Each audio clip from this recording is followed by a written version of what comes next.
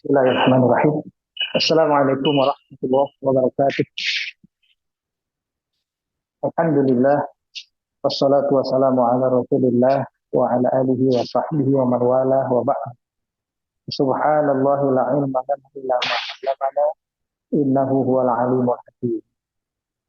Alhamdulillah, puja dan puji kita panjatkan kehadirat Allah Subhanahu wa taala dan semoga dilimpahkan salam dan salawat senantiasa kepada kecintaan kita semua Nabi besar Muhammad sallallahu alaihi wasallam serta keluarga dan para sahabatnya. Kita lanjutkan kajian tafsir surat Toha ini menginjak ayat yang ke-17. Kita baca mungkin sampai dengan ayat yang ke-28. Kita baca dulu sampai di situ. Silakan disimak, saya baca lebih dahulu ayat. A'udzu billahi minasyaitonir rajim.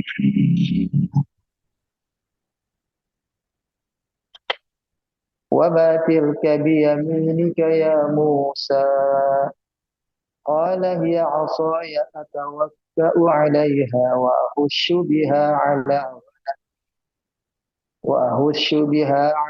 غنمي ولي فيها مآرب أخرى قال ألقها يا موسى فألقاها فإذا هي حية تسعى قال خذها ولا تخف سنعيدها سيرتها الأولى واضمم يدك إلى جناحك تخرج بيضاء من غير سوء آية أخرى لنريك من آياتنا الكبرى اذهب إلى فرعون إنه طغى قال رب اشرح لي صدري ويسر لي واحلل عقدة من لساني يفقه قولي. Subhanallah. Ayat ini kalau kita terjemahkan lebih kurang, wa ma tilka biyaminika ya Musa, dan apakah yang ada di sebelah kananmu itu wahai Musa? Apa itu? Qala, Musa menjawab, hiya asaya, itu adalah tongkatku. Atawakka'u alaihi, aku bersandar menggunakannya sebagai penuntun langkahku. Wa ahussu biha ala ghanam, dan aku menggunakannya untuk membantu ternak-ternak, ya, binatang-binatang kambingku yang aku ternakan. Waliya, dan bagiku fiha, pada tongkat itu, ma'arib ukhra, manfaat-manfaat yang lain. Qala, Allah berfirman, alqiha ya Musa, lemparkanlah tongkatmu itu wahai Musa. Fa'alqaha, maka Nabi Musa melemparkan tongkat itu. Fa'idha hiya hayyatun tas'a, maka tiba-tiba tongkat itu berubah menjadi seekor ular yang hendak menerkam, hendak memangsa. Qala, lalu setelah kejadian beberapa saat itu, Allah kembali berfirman, khudha wala takhaf, ambillah kembali tongkat itu dan jangan takut. Sanu'iduha siratahal ula, nanti kami, ini bahasanya, kami akan mengembalikan ia dalam bentuknya semula. Watmum yadaka, dan masukkanlah kedua tanganmu itu, ya, tanganmu salah satunya yadaka, tanganmu itu, ila janahika, kepada pongkol sayapmu. Nah, pongkol sayap itu di sini, jadi di bagian kita dekat ketiak, ini diangkatnya sayap, ya. Pongkol sayap kalau buat kita, takhruj bayda'a min ghairi su'in, keluar cahaya putih, yang cahaya itu tidak ada jeleknya, betul-betul cahaya yang sempurna. ayatan ukhra, itu adalah tanda lainnya dari tanda kebesaran Allah, ya, atau yang kita kenal dengan mukjizat, mukjizat lainnya. Linuriyaka, semua itu agar kami memperlihatkan kepada engkau wahai Musa min ayatinal kubra, semua tanda-tanda kebesaran kami yang besar itu. Ya. Idhab ila fir'auna innahu tagha, pergilah engkau kepada Fir'aun, sesungguhnya Fir'aun adalah sosok yang melampaui batas. Qala, lalu Musa berkata begini. Ini permohonan atau doanya Musa kepada Allah. Rabbi syrah li sadri. Tuhan, lapangkanlah untukku dadaku ini. Bikin tenang, bikin nyaman, ya, bikin merasa lega, ya. Karena dia akan menghadapi tugas yang berat dan besar. Akan pergi menghadap kepada Firaun. Wa yassir li amri, dan mudahkanlah urusanku untuk mengajak Firaun ini kepada kebenaran. Wahlul 'uqdatan, dan hilangkanlah, lepaskanlah hal yang mengikat, ya, yang ada dalam lisanku, buatku tidak bisa berkata-kata dengan jelas. Yafqahu qauli, agar mereka semua bisa mendengarkan ucapanku. Ya. Baik, kita lihat ayat ini tadi, tapi sebelum ayat itu kita masuki, pada ayat-ayat sebelumnya kita dapati ada inti dari apa yang Allah wahyukan kepada Nabi Musa alaihi salam, terutama ketika beliau dipanggil, ya, bertemu dengan Allah, ya, dari ayat yang ke 12, ya, inni ana rabbuka fakhla'na alaik, aku adalah Allah Tuhanmu. Allah berbicara langsung kepada Nabi Musa, dan Nabi Musa disuruh melepaskan alas kakinya karena dia berada di tempat yang suci, ya, tempat yang terbaik, dan Allah katakan bahwa Allah telah memilih dirinya, ya, maka dirinya Musa harus memperdengarkan dengan baik apa yang Allah wahyukan kepada dirinya. Allah langsung mengatakan, innani anallah, aku adalah Allah, la ilaha illa ana, tiada Tuhan kecuali hanya aku. Nah, di situ itu dikatakan, ya, sini kita lihat ma auhallahu ta'ala li Musa min at-taklif, apa yang sebenarnya Allah berikan wahyu itu kepada Musa, bentuknya apa saja. Wa khulasah ma auhallahu azza wa jalla li Musa alaihi salam salasa umur mutarabitah wa hiya ususur risalah. Dan sebenarnya kalau kita telah, maka kita akan dapati 3 pokok dari apa yang menjadi dakwah Nabi Musa alaihissalam itu, yang merupakan pokok-pokok wahyu atau risalah itu. Ada 3. Yang pertama, al-i'tiqad bil wahdaniyah, yaitu Nabi Musa diajak untuk punya suatu keyakinan akan keesaan Allah. Allah saja yang esa, Allah saja yang satu, tiada Tuhan selain Dia. Yang kedua, wa tawajjuh bil ibadah lillahi wahdahu, yaitu arahan atau bimbingan agar Nabi Musa alaihissalam beribadah hanya kepada Allah saja. Yang ketiga, wal imanu bi qiyamis sa'ah wa maji'ul akhirah. Nabi Musa diajak mengimani, percaya akan datangnya hari kiamat. Kiamat itu pasti terjadi. Hari akhirat itu pasti datang. Wa hadhihi ususur risalatil wahidah.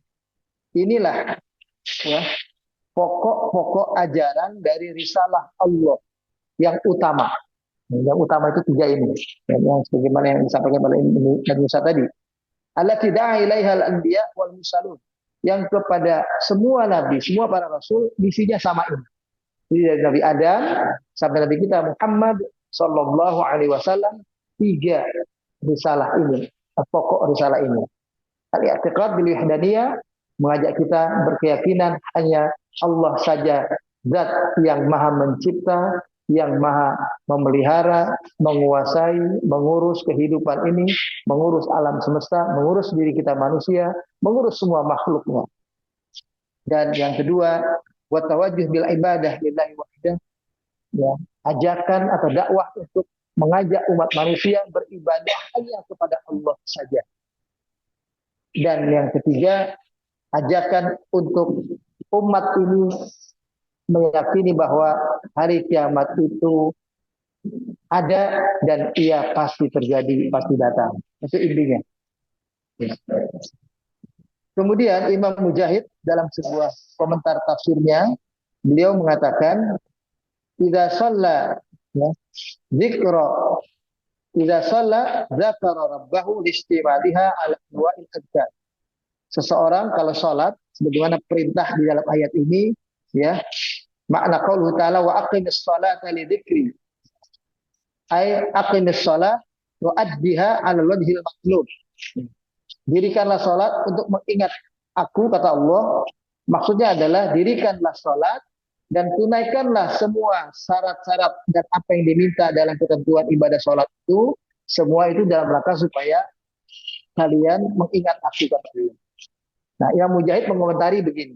Seseorang kalau sholat, dia berarti ingat kepada Allah. Listimal ya ala anwal adkar. Ketika dia menyempurnakan rangkaian ibadah sholatnya, dari mulai takbir sampai salam, maka dia sebetulnya di dalam upaya untuk mengingat Allah dengan segala macam caranya. Hatinya dihadirkan, pikirannya difokuskan untuk dia bisa ingat kepada Allah. Wa innama khussa ta'ala as-shalah bidzikr. Di ayat ini Allah khususkan ingat kepada Allah dengan salat, ya. Wa in kanat dakhilatun fi jumlatil ibadah. Meskipun maksudnya adalah ingat Allah itu bisa saja dengan ibadah-ibadah yang lain. Tapi dia khususkan di sini salat untuk ingat kepadaku. Ini, ya. Ini adalah li fadliha wa 'azmi sya'niha. Ini karena keutamaan ibadah salat, ya. Karena bentuknya yang agung di sisi Allah, wahtiwaiha ala dzikr, dan dia merupakan inti dari orang ingat kepada Allah. Makanya salat itu adalah menjadi ibaduddin atau tiang agama, karena dia merupakan hal yang paling penting untuk ingat kepada Allah. Kita bisa ingat Allah dengan ibadah sedekah, dengan ibadah puasa, dengan ibadah zakat, dengan ibadah haji. Tapi yang utama disebutkan di sini adalah salat, karena salat adalah ibadah yang agung, ibadah yang istimewa, ibadah yang saat itu syughulul qalbi wal lisan wal jawarih bi ibadatillah. Hati, lisan, dan anggota badan kita, gerakan tangan, gerakan kaki, gerakan kepala, gerakan, ya, semua ini diarahkan kepada mengingat Allah. Itu begitu, ya. Fahiya afdalu arkanid din ba'da tauhid. Maka sholat itu merupakan pokok agama yang kedua setelah tauhid. Tauhid itu keyakinannya, maka ibadahnya adalah sholat. Ya. Wahia al-fariqah bainal mukmin wal kafir. Sekaligus sholat itu merupakan pembeda antara orang mukmin dan orang kafir. Jadi kita kalau melihat orang itu beriman, lihat dia sholat. Kalau dia tidak sholat, kita boleh mengatakan dia bukan orang beriman. Dia orang kafir. Itu ada hadisnya juga, Nabi mengatakan bainal mar'i wal kufri tarkus sholat. Perbedaan antara seseorang dengan kekafirannya adalah meninggalkan sholat. Meskipun pengertian meninggalkan sholat itu adalah kafir, apalagi juga ada hadis Nabi yang mengatakan man taraka sholata muta'ammidan faqad kafar. Siapa yang meninggalkan sholat dengan sengaja, maka dia telah kafir. Maka yang dimaksud adalah bukan kafir secara langsung ketika seseorang meninggalkan sholat. Tidak. Itu ada tahapannya. Ketika seseorang meninggalkan sholat, sesekali, entah karena pergaulannya, teman-temannya nggak sholat waktu itu, entah karena kesibukan padatnya, rapat melulu, sibuk jalan melulu, dan semacamnya, Akhirnya nggak sempat untuk sholat zuhur. Sibuk lagi di mall apa gimana, nggak sempat untuk sholat asar, nggak sempat untuk sholat maghrib, ya, dan semacamnya. Sesekali orang itu tidak menjalankan sholat, sebetulnya dia belum terkategorikan kafir. Dia dikategorikan berbuat maksiat. Orangnya disebut al-asi, orang yang berbuat maksiat. Tapi ketika dia tidak sholat itu lebih sering, nah, setiap rapat jadi nggak sholat, setiap ke mall jadi nggak sholat. Gitu. Di luar itu dia sholat, gitu. Jadi setiap ke mall nggak sholat, pasar nggak sholat, jadi nggak sholat. Maka orang itu disebut fasik. Perbuatannya disebut perbuatan fusuk. Jadi orang yang sering meninggalkan sholat itu orang fasik. Ya. Perbuatannya perbuatan fusuk atau fisk. Tapi kalau ada orang sudah biasa meninggalkan sholat, lalu merasa meninggalkan sholat itu nggak apa, nggak ada beban, nggak ada rasa bersalah, nggak ada dosa dianggapnya, dan akhirnya dia merasa sholat itu seperti nggak ada gunanya lagi. Itu apa sholat? Orang ini sudah mengingkari sholat itu sebagai sebuah kewajiban. Dia berhadapan dengan Allah. Situlah orangnya disebut orang kafir. Perbuatannya disebut perbuatan kufur. Nah, di kufur itu manakala sholat yang dilakukan itu ditinggalkan dan dia merasa meninggalkan sholat sudah kayak nggak apa-apa. Dia menganggap sholat itu bahkan kayak nggak ada perlunya gitu. Nah, itu mengingkari ketentuan syariat. Itu berbahaya. Disitulah orang itu disebut kafir itu karena di situ. Ya, terima kasih. Jadi orang itu disebut kafir itu di situ sebetulnya. Lebih disebabkan karena dia mengingkari syariat. Nah, ini yang berbahaya. Karena menganggap sholat itu nggak ada gunanya, nggak perlu sholat. Jadi tidak langsung orang yang meninggalkan sholat itu disebut kafir. Jadi ada tahapannya tadi, ya, supaya kita jadi jelas, ya. Kafir itu kalau dia menganggap sholat itu tidak perlu, sholat tidak wajib. Begitu pula dengan kewajiban-kewajiban lain. Kewajiban lain seperti ibu-ibu, kaum perempuan, kewajibannya menutup aurat, menutup rambutnya dengan kerudung, ya. Karena laki-laki kan cuma dari pusat sampai lutut auratnya. Maka ketika ada orang berpandangan, nggak perlu. Kita hadir di daerah panas, kita kalau pakai itu gerah, dia ingkari, kayak nggak perlu. Itu yang sudah kafir itu di situ. Tapi kalau dia sesekali karena dia lagi bergaul sama temennya apa, itu dianggap perbuatan maksiat, perbuatan fasik, dan tentunya perbuatan kafir itu sendiri. Baik, ya. Kemudian yang ketiga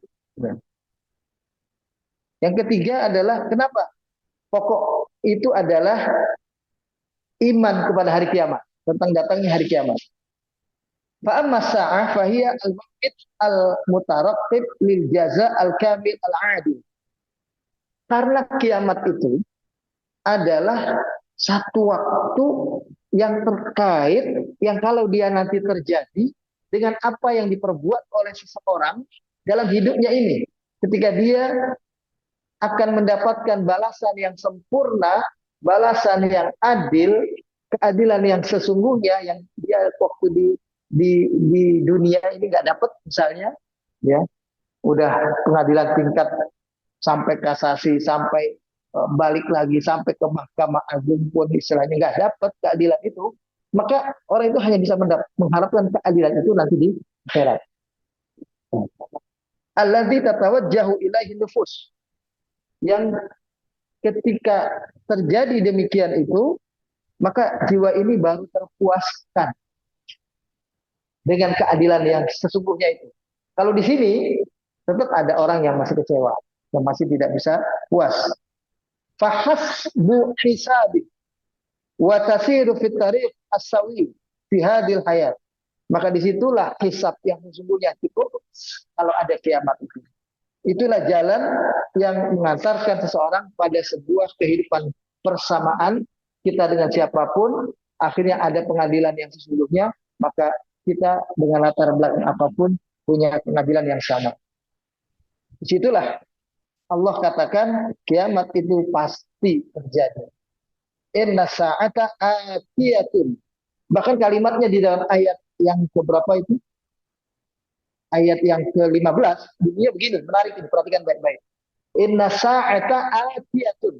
Sesungguhnya kiamat itu pasti datang. Akadu ukhfiha. Hampir saja aku menyembunyikannya dari diriku sendiri, kata Allah. Maksudnya itu. Jadi maksudnya tafsir ayat ini adalah hampir saja Allah sendiri menyembunyikan waktu datangnya kiamat itu dari dirinya. Tapi itu tidak mungkin. Karena Allah Maha tahu. Dan tidak mungkin dia sembunyikan dari dirinya. Maka yang bisa adalah dia angkat untuk dirinya tahu kapan kiamat terjadi, tapi tetap tersembunyi bagi makhluknya yang manapun, termasuk malaikat, termasuk para nabi sekalipun. Oleh sebab itu, kiamat tidak ada yang tahu kecuali hanya Allah. Semua kita hanya bisa memandang itu ciri-ciri kiamat yang akan terjadi. Jadi nggak bisa ustadz siapapun, kiai manapun, itu mengatakan kiamat akan terjadi kira-kira 10 tahun lagi. Dari hasil-hasil itu kalau mereka buat kira-kira 100 tahun lagi, dibuat sebagai sebuah kepastian, itu mustahil. Tidak bisa terjadi. Jadi nggak bisa. Walaupun kiamat akan terjadi besok, kita punya ciri-ciri mungkin masih jauh, ternyata jadi besok. Atau sebaliknya, ketika kita punya ciri-ciri, kita sudah dekat betul kiamat. Dengan ciri-ciri yang banyak yang kita lihat. Itu pun bisa terjadi masih 1000 tahun lagi. Sebagaimana yang di zaman Nabi, Nabi waktu Mi'raj itu melihat seorang nenek-nenek tua dalam perjalanannya itu, yang dikatakan oleh malaikat itu adalah umur dunia. Bayangkan di zaman Nabi sudah setua itu umur dunia. Berarti kan di zaman kita udah selesai mestinya. Kita udah 1500 tahun. Ya. Ya, walaupun 1400 tahun, 45. Itu ditambah lagi 40 tahun umurnya Nabi. Karena itu Hijriah, apa Nabi Hijrah. Jadi 1445 ditambah 40 tahun usia Nabi. Jadi sudah 1485. Ini lahirnya Nabi. Nah itu begitu ngitungnya. Jadi kiamat itu nggak bisa dipastikan. Ya, jadi ciri-ciri itu sekali lagi, walaupun dibilang ciri-ciri itu dekat, jadi masih lama. Sebaliknya, walaupun ciri-ciri kita kayaknya nggak ada, jadi besok kiamat. Itu kehendak Allah. Walaupun Allah buat, ada Nabi turun, Nabi Isa turun, ada Dajjal, ada ini, ada itu semua. Itu adalah ciri-ciri yang Allah sebutkan. Tapi bisa saja dia terjadi dengan begitu tiba-tiba. Nah, itu yang disebutkan akad ukhfiha. Itu demikian. Maka dari itu kiamat ini menjadi satu keyakinan tersendiri yang jadi sebagai pokok di dalam dakwah yang disampaikan oleh semua para nabi ini, ya, salah satu di antara 3 misi dakwah para nabi yang utama. Sekarang kita lanjut ke ayat 17-18. Allah saat itu berkata begini kepada Nabi Musa, ba'dal wahyi war risalah ya'ti daurul mu'jizah. Setelah Allah terangkan inti dakwahnya Nabi Musa, risalah wahyu yang beliau bawa itu apa? 3 misi tadi itu. Maka kemudian ayat ini mengarah kepada apa modal Nabi Musa untuk bisa berdakwah itu. Kelebihannya apa? Mesti ada modalnya. Orang usaha mesti ada modalnya juga. Nabi pun juga mesti ada mukjizatnya. Kelebihan yang dimiliki yang tidak dimiliki oleh orang lain. Nah di sini ya Nabi Musa seolah mendapatkan kesempatan yang luar biasa. Sebelum menghadapi Firaun, Allah semacam membuat pelatihan kepada Nabi Musa. Supaya jangan sampai begitu Allah bilang, lemparkan tongkatmu kepada Firaun. Dia nggak kaget. Jangan-jangan kalau nggak ada latihan begitu, Nabi Musa lemparin tongkat untuk nakutin Firaun, dia sendiri juga takut. Gitu kalau belum ada pelatihan ini. Jadi ini semacam pelatihan yang Allah buat langsung kepada Nabi Musa. Nah, dibikin dulu gitu. Nah, latihan. Musa, coba apa yang ada di tangan yang di sebelah kananmu itu? Wa matilka biyaminika ya Musa. Ini sebuah pertanyaan yang berarti Allah nggak tahu. Allah tahu itu tongkat. Kan gitu. Pertanyaan ini namanya al-istifham lit-taqrir. Kalimat tanya yang sebetulnya untuk menetapkan. Maksudnya adalah aku tahu itu tongkat. Karena bukan berarti Allah nanya Allah nggak tahu. Kan? Ya Musa, apa yang di tangan? Nabi Musa berpikir, itu tongkat. Dia hanya berpikir secara material, ini tongkat, nggak ada apa-apanya. Allah bertanya kepada Musa berikutnya. Ya, ketika Nabi Musa menjawab, "Qala hiya asaya." Ini adalah tongkatku. Atawakka'u 'alaiha. Jelaskan fungsi tongkat yang dimilikinya. Atawakka'u 'alaiha. Aku bersandar dengannya. Kalau jalan pegang itu, ya kayak orang tua lah. Tongkat itu bersandar dia. Wa usybiha 'ala ghanam. Dan aku gunakan tongkat itu untuk ternakku. Jadi tongkat itu kan ada tangkainya. Nabi Musa itu kemudian begini bentuknya.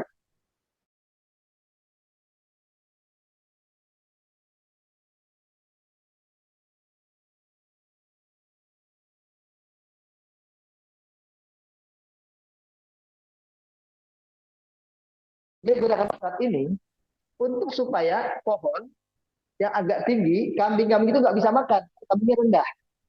Dia goyangkan pohon itu, lalu kemudian turun daun yang gugurnya, atau dia buat ambil untuk ditarik supaya kambing itu bisa dengan mudah mengambil. Itu namanya wa ahusyu biha ala ghanam. Aku gunakan tongkat itu untuk memudahkan kambing-kambingku makan daunan yang di pohon. Nggak nyampe, ini bukan onta, bukan jerapah, bisa ngambil, ya, bukan juga gajah dengan belalainya. Ini kambing kecil, jadi dia perlu ditolong. Nah, itulah pengertian wa ahusyu biha ala ghanam. Walia, dan bagiku fiha pada tongkat itu ma'arib ukhra, ada manfaat-manfaat yang lain. Nah di sini banyak dalam tafsir diceritakan cerita yang aneh-aneh oleh kajian-kajian tafsir. Makanya baca tafsir surat Toha ini jadi agak banyak. Kalau baca tafsir Ibnu Katsir, baca tafsir apa namanya klasik yang lainnya, itu jadi penjelasannya panjang, panjang-panjang. Kenapa? Karena menjelaskan banyak cerita-cerita yang aneh-aneh tentang tongkat itu. Ada yang bilang tongkat itu punya fungsi yang lain adalah kalau Nabi Musa lagi jalan, kemudian dia merasa kejauhan dengan apa yang dia lihat, tinggal ditarik aja yang dilihat dekat kepada dia. Itu nggak ada keterangan itu, mukjizat itu. Itu adalah tambahan-tambahan Israeliat istilahnya, yang bukan dari keterangan Al-Quran ataupun hadis.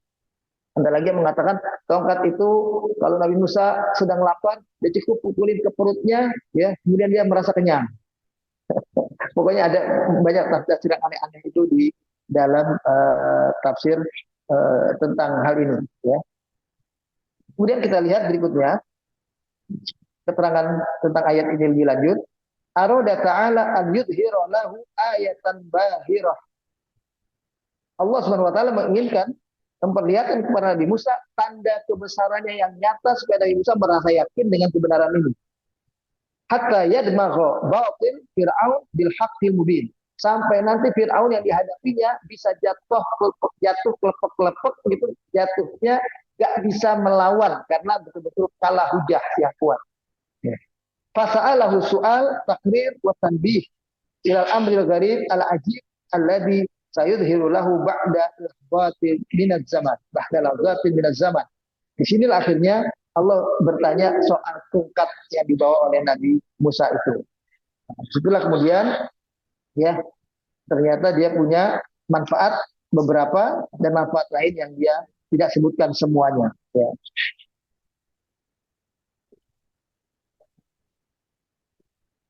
Kita lihat mukjizat yang pertama. Al-mu'jizatul ula kanatil asa. Mukjizat pertama yang Nabi Musa diajarkan Allah Tuhan adalah tentang tongkat ini. Nasna jadi al-qudratul qadirah. Ya. Mahia al-qudratul qadirah. Apa itu mukjizat yang punya kemampuan yang lebih yang ada pada hal yang lain? Ternyata di situ adalah tasna bitilkal asa fi yadi. Allah berbuat sesuatu tentang apa yang dilakukan oleh tongkat itu. Jadi tasna bitilkal asa fi yadi. Tongkat itu bisa berbuat sesuatu ada di tangannya itu, ya. Saat itu Allah mengatakan kepada Nabi Musa, "Alqiha ya Musa." Lemparkan tongkatmu itu wahai Musa. Fa'alqaha. Nabi Musa melemparkan tongkat itu. Fa idza hiya hayyatun tas'a. Tiba-tiba tongkat itu berubah menjadi seekor ular yang hidup mau memangsa. Di dalam riwayat itu begini, para jemaah sekalian. Waktu dilempar oleh Nabi Musa atas perintah Allah itu, dia berubah menjadi ular. Waktu itu ularnya langsung besar. Nabi Musa takut. Ada batu besar di hadapan Nabi Musa. Batu itu segede binatang unta. Batu itu dilalap. Bayangkan, batu besar seperti unta besar itu, unta kita tahu ya, binatang unta itu besar. Itu oleh ular itu dilahap, telan begitu. Ada pohon yang ada di hadapan ular itu, pohon itu langsung dicengkeram, tercabut dari akarnya. Wah, ini ular ganas ini, ular besar. Musa lari. Nah, seperti dia begitu. Kemudian dipanggil oleh Allah, ya. Ya Musa, kembali. Sanu'iduha, ya. Siratal ula. Tenang. Oh, tongkat itu akan kembali kepada fungsinya, kepada keadaannya semula. Jangan takut. Jadi wahakada ro'a Musa bi'ainaihi al-mu'jizatal ula. Dan Musa melihat dengan mata kepalanya sendiri mukjizat yang pertama ini, yaitu mukjizatul jimat tadubbu fihil hayat. Mukjizat satu benda mati yang nggak bisa apa-apa, yaitu tongkat, tiba-tiba bisa berubah atau tiba-tiba menjadi seekor ular besar yang memangsa. Ya, fatan qalibul asa ila tu'banin yataharrak. Saat itu, ya, tongkat itu berubah menjadi seekor ular yang bergerak. Suma ta'udu ila asa bi qudratil wahidil ahad. Ya. Kemudian kembali dia berbentuk lagi menjadi tongkat dengan kekuasaan Allah Zat yang Esa, yang Maha Tunggal, yang Maha Esa itu satu. Falladzi khalaqal insan min turab. Dialah Allah yang merubah itu, Zat yang menciptakan manusia dari debu asalnya, dari tanah. Walladzi ja'ala fil asad tilkal khariqah al ajibah an tanqalib ila hayyatin tas.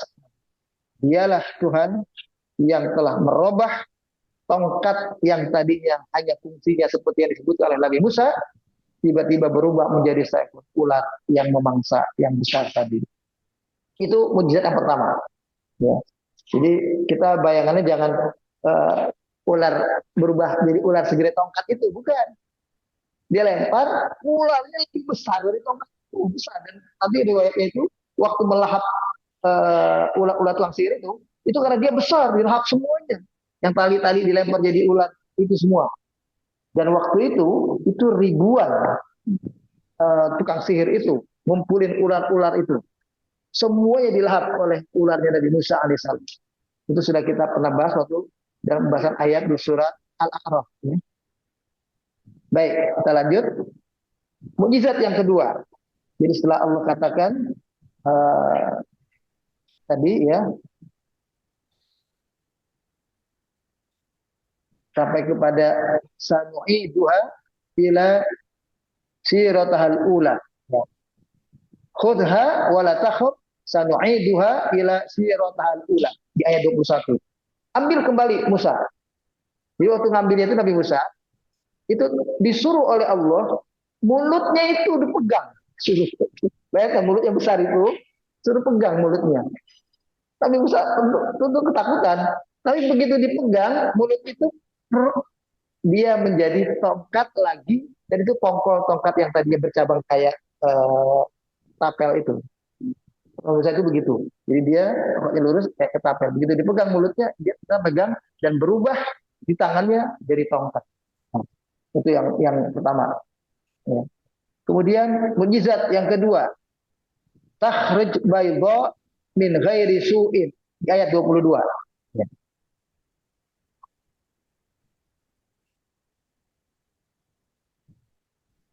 Imam Hasan Al-Basri mengatakan begini, demi Allah, bila Musa, ini dalam tafsir Ibnu Katsir, saya baca terjemahannya aja. Bila Nabi Musa mengeluarkan tangannya itu, maka kelihatan seperti senter. ya. Musa mengetahui bahwa dia saat itu telah bersua dengan Allah Tuhannya, berjumpa langsung dengan Allah. Karena itulah dalam firman Allah disebutkan linuriyaka min ayatinal kubra. Di ayat 23-nya, kami akan perlihatkan kepada engkau wahai Musa tanda-tanda kebesaran kami yang lain terhadapmu. Itu begitu.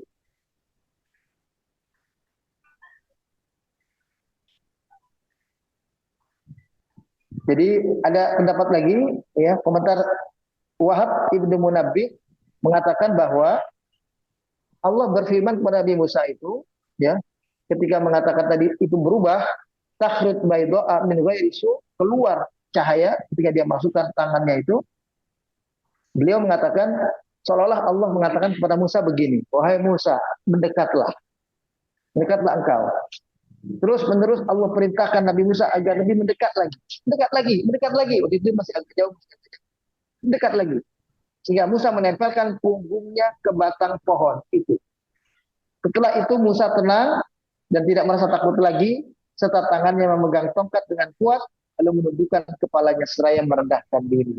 Ini Musa itu sempat dengan kejadian-kejadian itu tetap sebagai manusia biasa punya fitrah ketakutan. Bayangkan tongkat dilempar menjadi ular, kemudian dia masukin tangannya cuma ke sini, berubah tangannya bercahaya itu nggak mudah sebagai kita sosok manusia biasa menerima hal itu. Kaget. Lain kalau orang belajar sihir, terus dia bisa, malah dia senang kan gitu. Belajar, terus dia bisa. Ini bisa nggak pakai belajar, langsung dengan Allah, Allah bicara langsung dengan dia. Dan orang dengar suara gaib saja langsung bisa takutan, ya.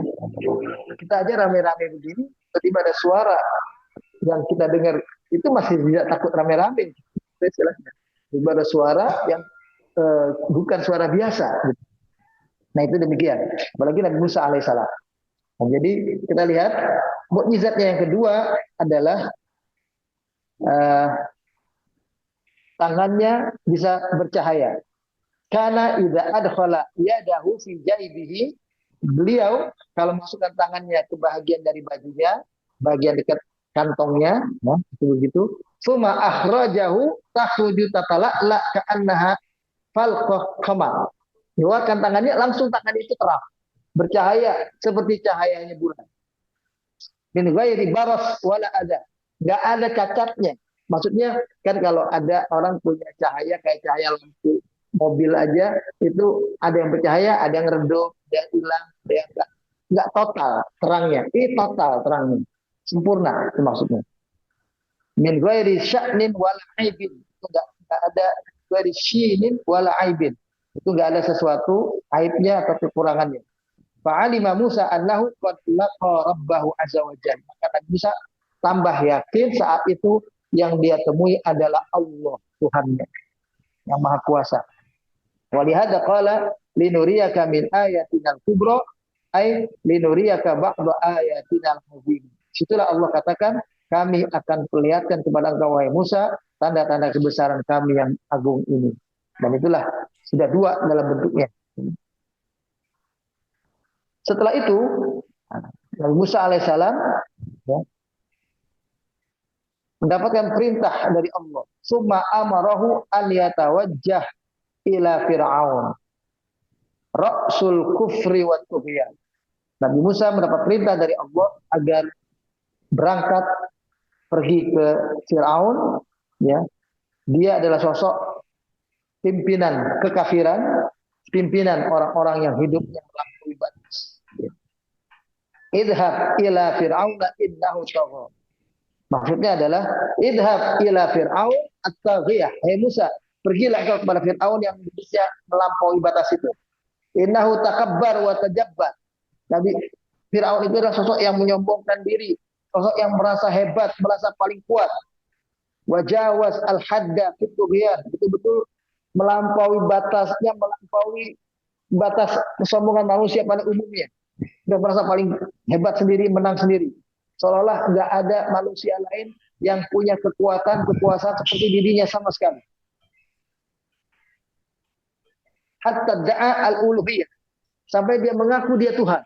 Kan itu, Firaun sempat mengatakan, wa ana rabbukumul a'la. Artinya Tuhan yang maha tinggi. Karena dia bukan Tuhan. Lam yakun Musa ya'lam annahu mukallaf bitilkal muhimmah. Nabi Musa nggak tahu sebelumnya bahwa dia akan dapat perintah seberat itu. Bukan perintah berat ini. Ya, kita hidup dalam sebuah kepemimpinan raja yang zalim, yang kejam, yang menyiksa, yang berbuat sewenang-wenang begitu. Terus kita orang yang baru kenal Tuhan tadi, orang yang tadinya memang asli situ, asli ada di Mesir, Nabi Musa lahirnya di Mesir, dipelihara oleh istana juga, tapi beliau sudah 10 tahun lebih meninggalkan Mesir. Kemadian waktu itu. Waktu dia meninggalkan Mesir itu kan dia kemadian.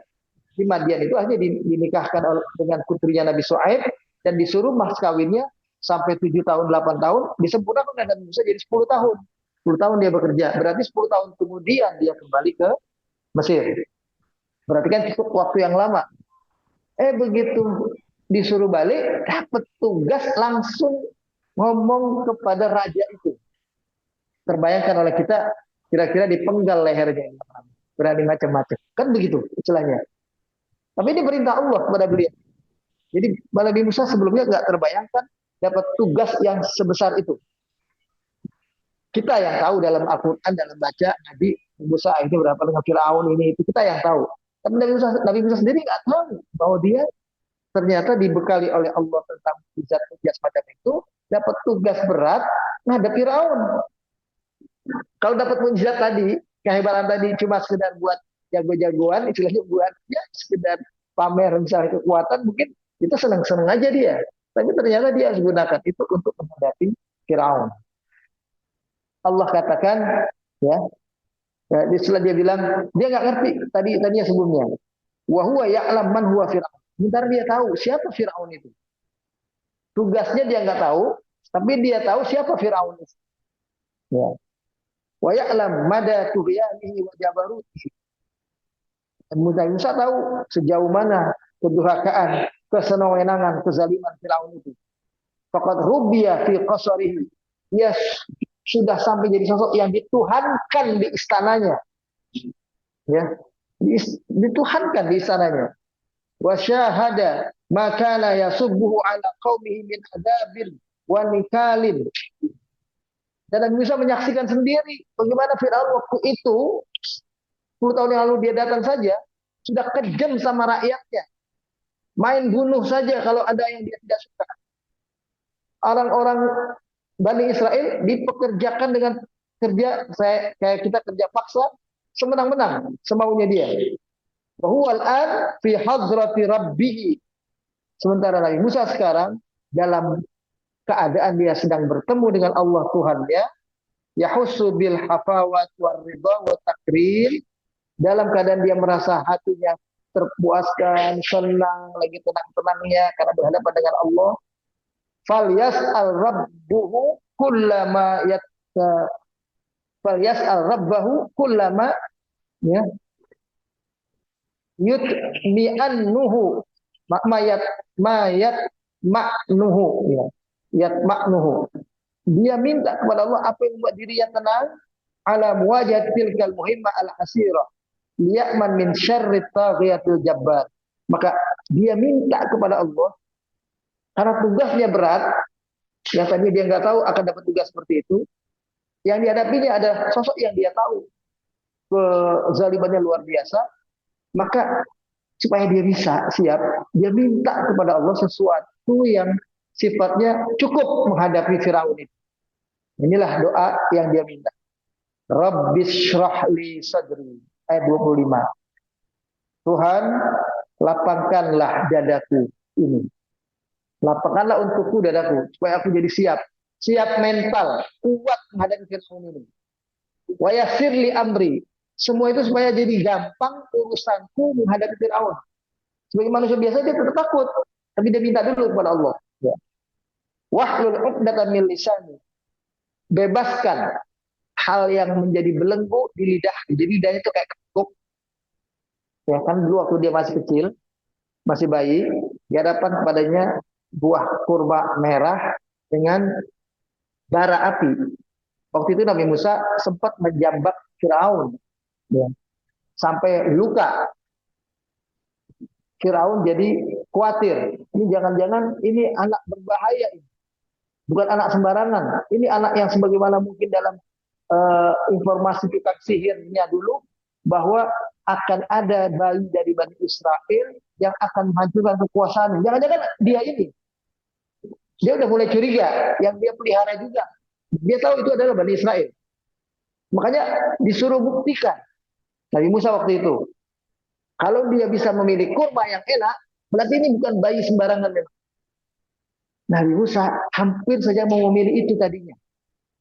Karena dia punya semacam sudah hati yang bersih, yang dia tahu yang baik, tapi memilih itu. Tapi oleh malaikat Jibril digerakkan tangannya tidak ke situ.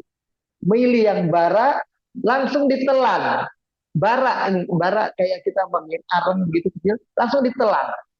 Panas di mulutnya, dia nggak tahu namanya kecil. Ya. Lalu lidahnya jadi keluh, jadi apa namanya luka di situ. Itulah membuat dia jadi orang kayak cadel, ngomongnya itu nggak jelas. Itulah Nabi Musa alaihissalam. Di situ makanya dia minta wahlul uqdatan min lisani yafqahu qawli.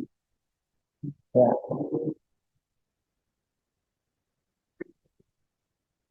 Atau lebih jelasnya kita lihat tafsirnya.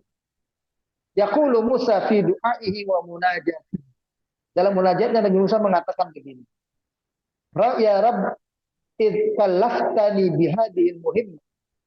Karena engkau menugaskan aku dengan tugas yang berat dan penting ini, fashrah sadri binuril iman, maka lapangkanlah dadaku dengan penuh isi iman. Wasi'hu, luaskanlah hatiku. Wa nawwirhu binurin nubuwah war risalah, dan berilah cahaya pada diriku, cahaya kenabian yang sempurna dan cahaya penyampaian risalah yang sempurna. Wasahil alayya al-qiyam bima kallaftani bihi min a'ba'ir risalah wa da'wah. Mudahkan aku dalam menjalankan apa yang kau tugaskan kepadaku ini, yaitu tugas dakwah, tugas risalah ini. Wa hulla anni hadhihi al-luqnah al-hasilah fi lisani hatta yafhamu kalam. Dan bebaskan lidahku dari apa-apa yang tadinya melukai lidahku sehingga tidak bisa bicara dengan jelas, supaya apa yang dibicarakan walaupun masih terasa tidak jelas, paling tidak mereka bisa paham. Ya. Yang penting paham, walaupun nggak jelas. Dari keterangan Ibnu Abi Hatim dalam tafsir Ibnu Katsir ini diterangkan.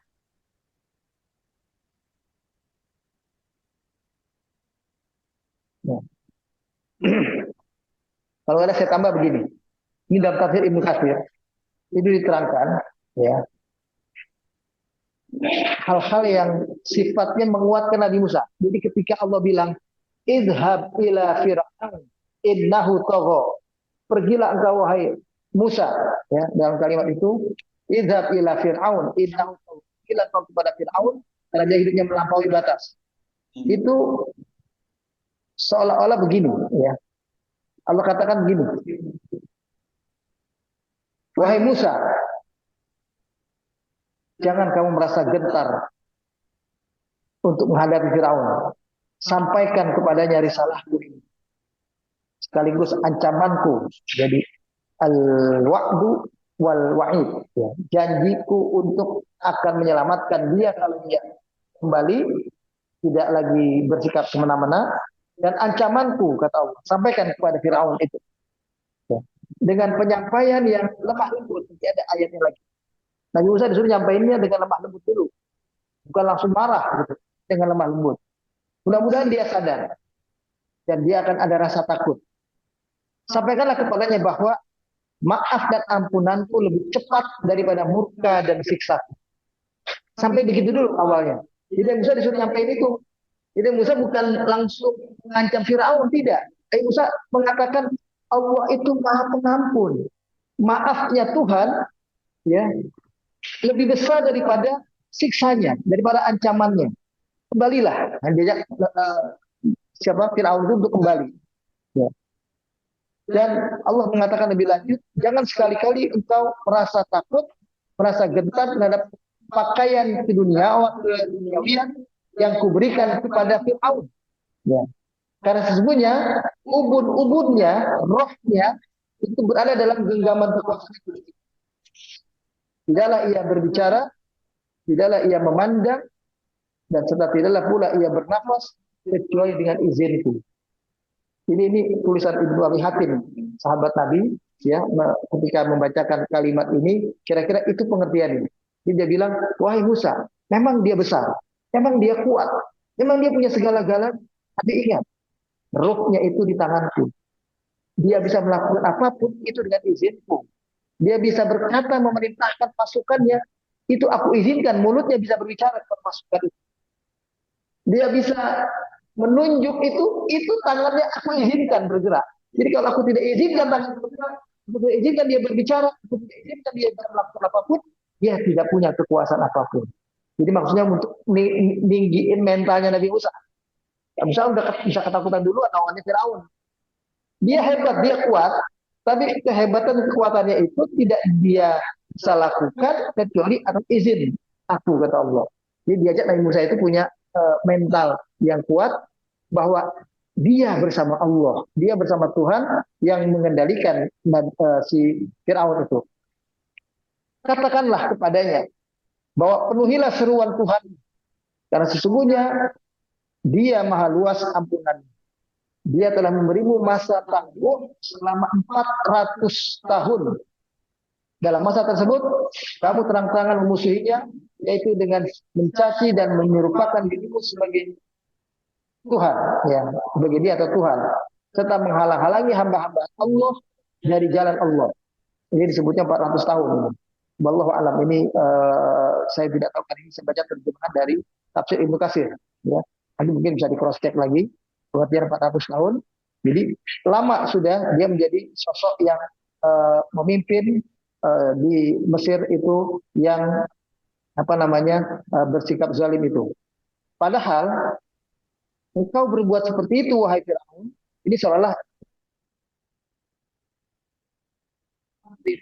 sampaikan bahwa Allah selalu memberimu hujan, menyuburkan tumbuh-tumbuhan, tanaman-tanaman dagingmu. Selama itu kamu tidak pernah sakit, tidak menua, tidak miskin, tidak terkalahkan. Seandainya dia menghendaki, Allah menghendaki, dia menyegerakan siksaannya kepadamu. Tentulah itu mudah bagi Allah melakukannya. Tapi dia memiliki sifat penyantun, sifat penyabar, dan maha besar. Engkau masih diberikan tangguh untuk masih bisa seolah selamat. Dan Allah berfirman kepada Nabi Musa, wahai Musa, berjihadlah kamu bersama saudaramu untuk menentang. Sedangkan kamu berdua adalah hamba yang ikhlas dalam jihadmu untuk mendapatkan ridhoku. Sesungguhnya aku seandainya menghendaki, bisa saja mendatangkan bala tentara yang jumlahnya belum pernah dilihat oleh Firaun, tiba-tiba kerajaannya dihancurkan dengan bala tentara. Tapi sengaja aku menghendaki agar si hamba yang lemah itu, jadi Firaun itu bilang, hamba yang lemah itu, wahai Musa, aku sengaja hamba yang merasa besar, yang hakikatnya lemah tapi merasa besar, ya, hamba yang punya bala tentara yang banyak itu, sehingga dia merasa besar, merasa kuat, bahwa sesungguhnya pasukan yang kecil, yang pada hakikatnya bukanlah kecil bila seizinku, kata Allah, akan dapat mengalahkan pasukan yang besar dengan izin. Jadi engkau walaupun berdua dan beberapa gelintir orang-orang Bani Israel bisa mengalahkan Fir'aun dengan bala tentara yang besar kalau dengan izinku, kata Allah. Itu untuk menguatkan lagi mental Nabi Musa. Kemudian pesan Allah juga kepada Nabi Musa. Tolong di garis bawah ini, cerita Abi Hatim ini sekaligus menjadi aplikasi buat kita dalam keseharian, dalam dakwah dimanapun. Kalau menghadapi penguasa, menghadapi sosok yang besar kayak Firaun itu, begini petunjuknya dari Allah. Ya, tadi anggap kekuatan dia nggak ada apa-apanya, anggap dia lemah, walaupun dia besar, anggap dia itu memang tidak bisa apa-apa kecuali ada izin Allah. Ya, supaya kita bisa punya kekuatan. Kemudian dalam soal kekuasaan duniawiyahnya, Allah pesan begini. Ini menarik nih. Supaya jangan sampai Nabi Musa akhirnya tergiur dengan kekayaan Nabi Musa, kekayaan Firaun. Ya. Allah bilang begini, hei Musa, jangan sekali-kali kamu silau dengan perhiasan yang dipakai Firaun itu. Dan jangan pula kamu berdua menunjukkan pandangan kamu melihat itu.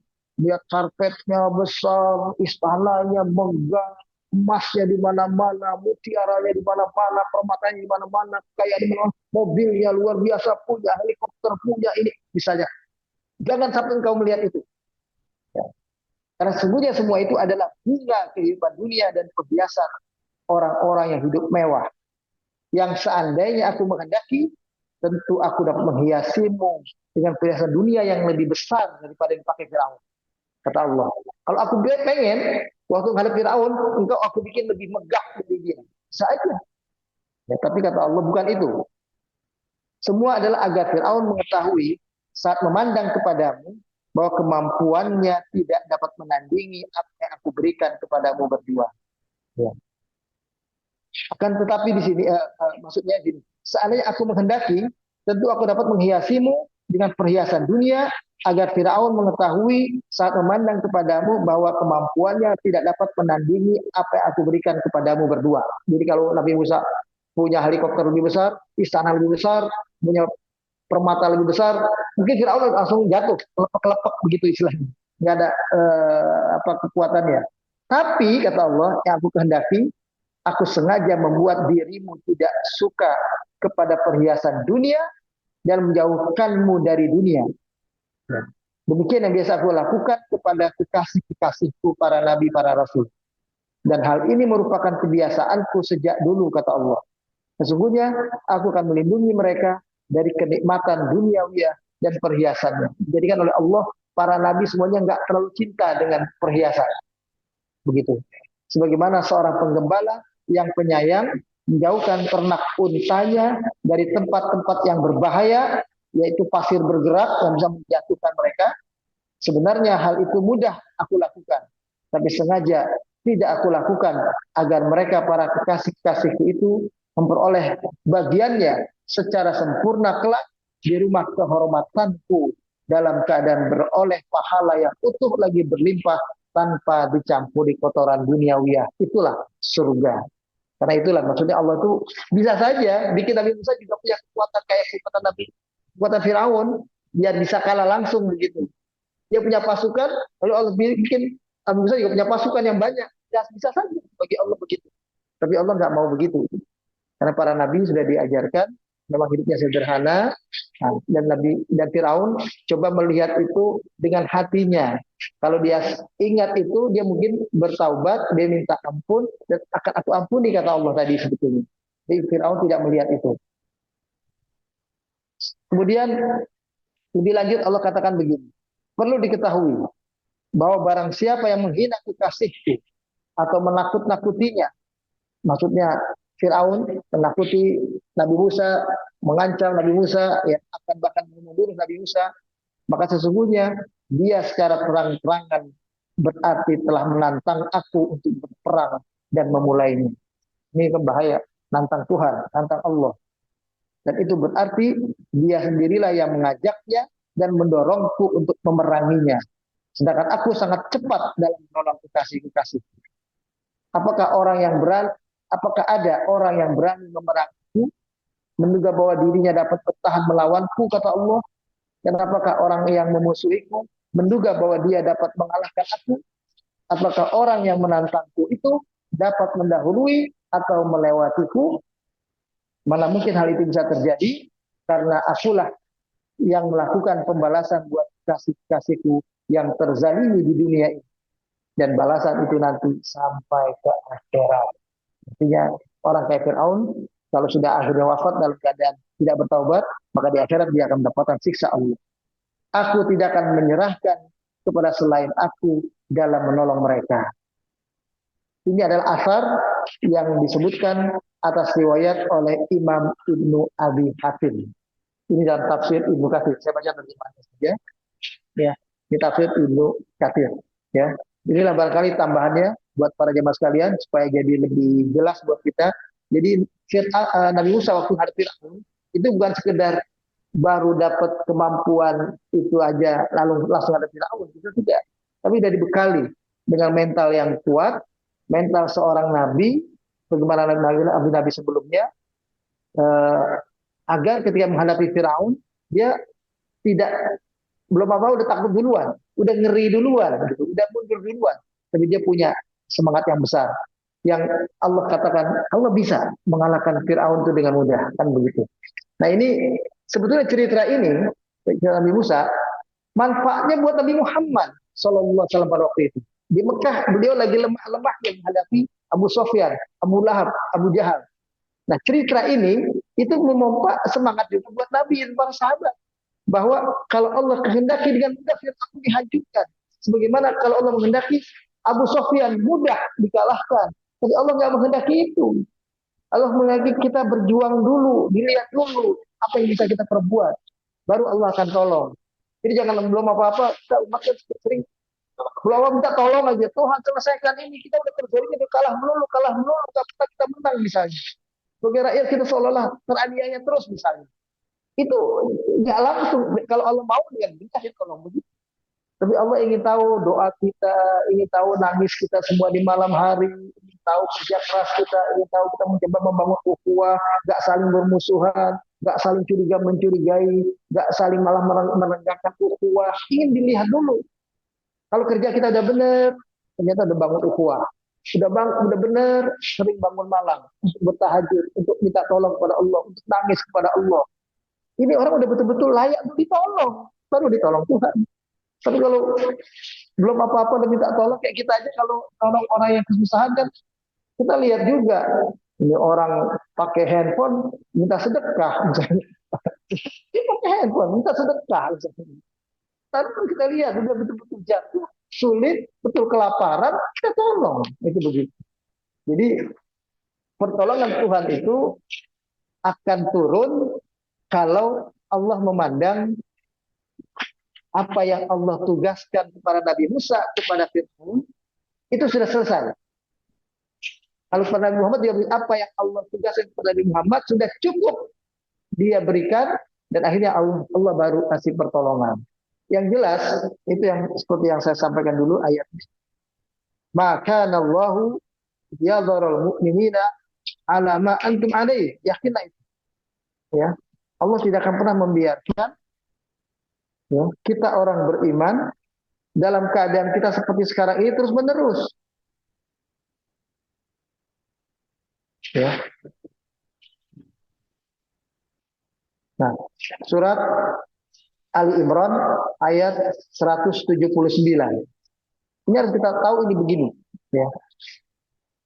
Maka Allahu liyadharal mu'minina ala ma antum alaihi hatta yamidal khabitha minat tayyib.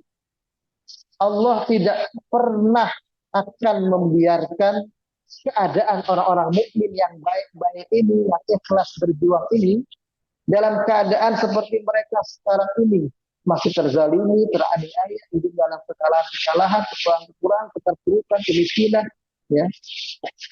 Semua itu sampai kami, kata Allah, bisa memilih mana yang habis, yang buruk daripada yang baik. Itu tujuannya Allah tuh memang buat memilih. Kalau orang yang baik tetap istiqomah terus dia berbuat. Ini yang terpilih. Kalau orang yang buruk dia akan cepat mundur, cepat putus asa, cepat mengalah, cepat udah mundur dari gelanggang. Yang bisa kuat yang terus adalah yang kuat, yang soleh, yang imannya kuat, yang istiqomah itu terus akan maju ke gelanggang. Ya. Wa makana Allah liyutli'akum 'alal ghaib, ya. Dan Allah tidak akan dengan mudah memunculkan yang gaib kepada kalian. Artinya enggak pernah Allah bilang, tinggal 5 tahun lagi kalian pasti menang. Tinggal 1 tahun lagi kalian pasti menang. Allah enggak akan bilang begitu. Tapi kita yang rasakan sendiri. Jangan-jangan udah deket ini. Kita insya Allah merasakan, tinggal setahun lagi kita insya Allah umat ini akan menang. Tinggal 10 tahun lagi kita umat ini akan menang. Itu kita disuruh merasakan sendiri. Kalau Allah kasih tahu, kamu terus aja berjuang, 5 tahun lagi menang. Pasti kita sudah sungguh-sungguh tinggal setahun, pas sudah 5 tahun, tinggal 4 tahun, tinggal 3 tahun, tinggal setahun. Karena udah pasti menangnya misalnya udah terjadwal. Maka umat ini akan akan optimismenya luar biasa. Tapi Allah nggak akan munculkan itu. Biar itu jadi gaib, kemenangan itu akan Allah munculkan. Tetap urusan Allah. Tetap kita nggak akan diberitahu persisnya kapan. 5 tahun, 3 tahun, 5 tahun, 10 tahun. Wallahu a'lam. Nah, itu begitu. Ya, itu soal lain. Ya, karena begitu. Ini ayatnya begitu bilangnya. Allah nggak akan pasti akan membiarkan kita orang mukmin dalam keadaan seperti kita sekarang ini. Kalah melulu. Nggak akan dibiarkan. Pasti akan Allah tolong. Hanya ini tidak Allah beritahu kapannya. Dan tujuannya Allah ingin tahu siapa yang kuat di antara kita, siapa yang lemah. Itu tujuannya. Jadi Allah ingin ngambil emas dari yang bukan emas gitu. Sama kuningnya, tapi ini emas, ini enggak emas. Yang emas ini akhirnya akan muncul. Yang enggak emas terbakar hangus. Itu begitu. Emasnya itu ya, begitulah ini luar biasa. Ya.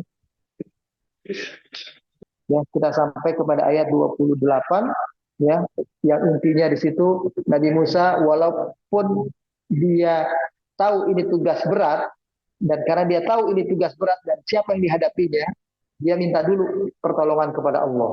Jadi nggak boleh langsung dapat tugas siap langsung menjalankan. Musa nggak begitu, siap tapi mohon dulu. Itu seolah-olah kayak begitu, mohon kemudahan-kemudahan. Karena apa yang dihadapinya ini bukan main-main. Ini Firaun ini, ya. Ya kayak kita hidup katakanlah di zaman modern sekarang ini ada raja zalim semacam katakanlah kekuatan besar ya yang saat itu atau saat ketika itu terjadi betul-betul berperilaku yang semena-mena, sewenang-wenang, betul-betul apa yang diinginkannya dia bisa dapat, dia mau bunuh orang, dia mau ini, dia mau cakkan orang, semuanya dia bisa kuasai dengan mudah. Dan dia merasa dia punya kekuasaan yang besar, punya tentara, punya pasukan, ya, punya juga mungkin sekaligus didukung dulu oleh Haman, oleh Korun, ya, pembiayaan yang besar dari Korun, dananya cukup, dan dia punya Haman, orang yang cerdas, yang bisa mengatur birokrasi kehidupan manajemen kekuasaan itu dengan baik. Dia merasa yakin, itu Firaun itu begitu. Itulah yang membuat dirinya menjadi. Saya kira itu, wallahu a'lam bishawab. Kita tutup dengan doa Al-Fatihah. A'udzubillahi minasyaitonir rajim. Bismillahirrahmanirrahim. Alhamdulillahirabbil alamin. Iyyaka na'budu wa iyyaka nasta'in. Ihdinas siratal mustaqim. Siratal ladzina an'amta 'alaihim ghairil maghdubi 'alaihim waladdallin. Amin. Rabbana ighfir lana dzunubana wa israfana fi amrina wa tsabbit aqdamana wansurna 'alal qaumil kafirin. Amin. Kami ampunilah dosa-dosa dan kesalahan kami. Amin. Ampunilah hal-hal dalam kehidupan kami yang kami lakukan melampaui batas yang tidak Engkau ridhoi. Ya Allah, kuatkanlah hati kami, teguhkanlah jiwa kami untuk terus dalam dakwah dan perjuangan menegakkan agama Islam ini ya Allah. Agama yang Engkau ridhoi. Rabbana hab lana min azwajina wa dzurriyyatina qurrata a'yun waj'alna lil muttaqina imama. Amin. Ya Allah, Rabb Tuhan kami, jadikanlah kami mampu mengajak saudara kami, orang-orang yang kami cintai, anak-anak kami, istri kami, keluarga kami, jadi hamba-hambamu yang menenangkan hati kami dalam perjuangan ini, sehingga kami bisa sama-sama dengan hati yang sama dalam menegakkan dakwah dan perjuangan ini. Jadikanlah anak keturunan kami pemimpin-pemimpin bagi mereka-mereka yang soleh, yang bertakwa. Rabbana atina fid dunya hasanah wa fil akhirati hasanah wa qina adzabannar. Wa sallallahu ala nabiyyina Muhammadin wa ala alihi wa sahbihi wa sallama tasliman katsira. Walhamdulillahi rabbil alamin. Alhamdulillah ya Allah. Ya, saya kira itu barangkali buat yang online saya pamit ya. Buat yang offline di sini masih ada semuanya. Saya pamit semua ya. Terima kasih Pak Ustadz. Terima kasih Pak Idam. Pak Galis, Ayu, Assalamualaikum. Waalaikumsalam warahmatullahi wabarakatuh.